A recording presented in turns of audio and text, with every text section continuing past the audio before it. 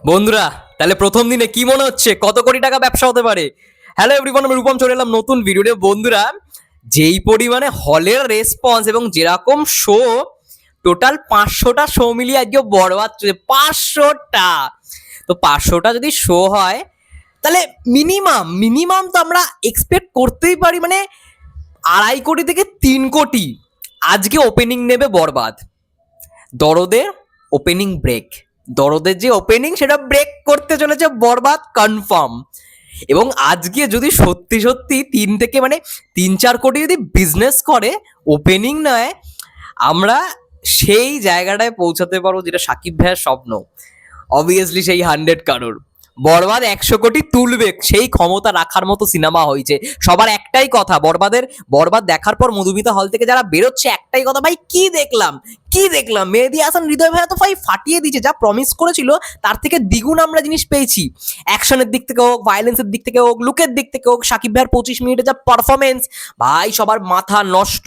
কেউ বলবেই না এটা বাংলা ছবি দেখে বেরিয়েছি, কেউ বলছে না যে আমরা বাংলা ছবি দেখে বেরোলাম। সবাই বলে এটা বাংলা ছবি। ইয়েস, বাংলা আজকে সেই জায়গায় পৌঁছেছে এবং মেগাস্টার সেই জায়গাতে নিজেকে নিয়ে গেছে। ভাই মেগাস্টারের লুক দেখেই জাস্ট সবাই চক্কর খেয়ে গেছে। আমি দেখছিলাম হাফ টাইমে অনেকে ভিডিও করে বলছে ভাই কি দেখলাম, মানে মাথা ঘুরছে, পুরো মাথা নষ্ট হয়ে গেছে। অস্থির করা লুক, অস্থির করা গল্প, যা ভায়োলেন্স রয়েছে ভাই বাংলাদেশের অডিয়েন্স দেখেনি।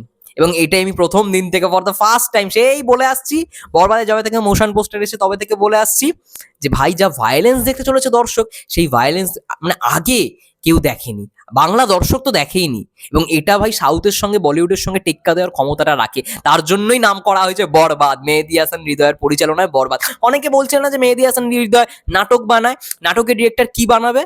দেখলে তো কাজটা, দেখেছো তো কাজটা, দেখো। আমি জানি সবাই মাথায় তুলে নাচবে এবার মেহেদী হাসান হৃদয় ভাইয়াকে, এবং এটাই হওয়াটা উচিত। এত সুন্দর, এত ওয়েল মেড একটা সিনেমা বানিয়েছে ভাই, কথা তো বলতেই হবে। এবং দর্শকরা, এটা দেখে আমি পার্সোনালি খুশি যে দর্শকরা জাস্ট পাগল হয়ে গেছে। মানে মধুমিতা থেকে যখন বেরোচ্ছে, ভাই কি দেখলাম, ভাই কি দেখলাম, কি দেখলাম, পুরোই মাথা নষ্ট হয়ে গেছে, সবার মাথা খারাপ হয়ে গেছে, এরকম একটা ব্যাপার। এবং মেগাস্টার 25 মিনিটে যা পারফরমেন্স দিয়েছে, বলতে সব ভাই তুফানের বাপ, তুফানের বাপ চলে এসছে। তুফানে যা দেখেছি তার ডাবল, তার 100 গুণ, তার থেকে 100 গুণ ভালো হচ্ছে বরবাদ। 500টা শো চলছে বন্ধুরা, ভাবতে পারছো?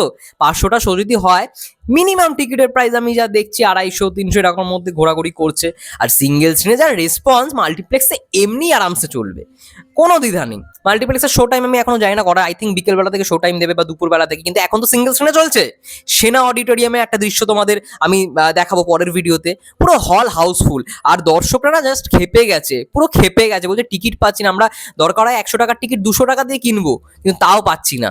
লোকে ব্ল্যাকে টিকিট কিনতে চাইছে, তাও পাচ্ছে না, টিকিট নেই।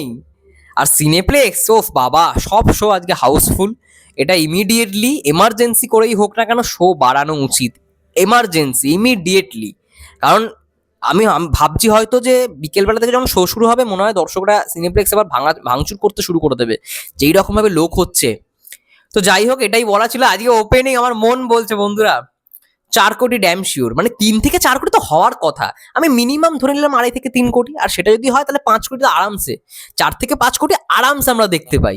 কি হবে না, করতে পারবে না বরবাদ? তোমরা বলো, অবশ্যই কমেন্ট করে জানাও। এবং অবশ্যই এই কথাটা বলে রাখা দরকার, অবশ্যই ভিডিও চাইলে পাঠাতে পারো, মেসেঞ্জার তো রয়েছে, ইনবক্স করতে পারো, বা যে কোনো জায়গায়, অবশ্যই ইনস্টাগ্রাম রয়েছে, ইনস্টাগ্রামেও পাঠাতে পারো।